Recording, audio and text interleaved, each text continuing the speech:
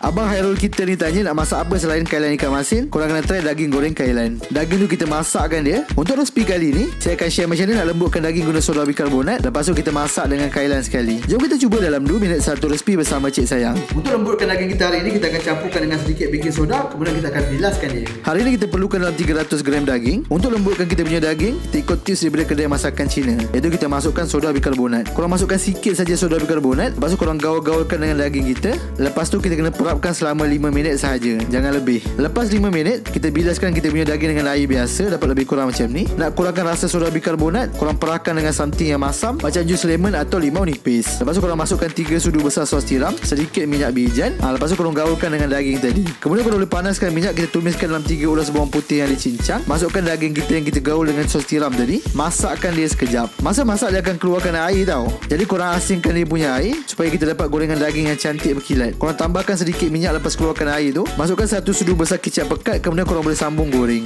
Lepas tu kita masukkan bahagian batang kailan tadi. Gorengkan dia sekejap saja sebelum kita boleh masukkan bahagian daun kailan. Masa korang masukkan ni, dalam 10 saat korang gaul. Lepas tu korang tutupkan api supaya daun kailan tak kecut sangat. Siaplah kita punya daging goreng kailan. Selamat berjumpa. Jom follow kami untuk lebih banyak resipi menarik.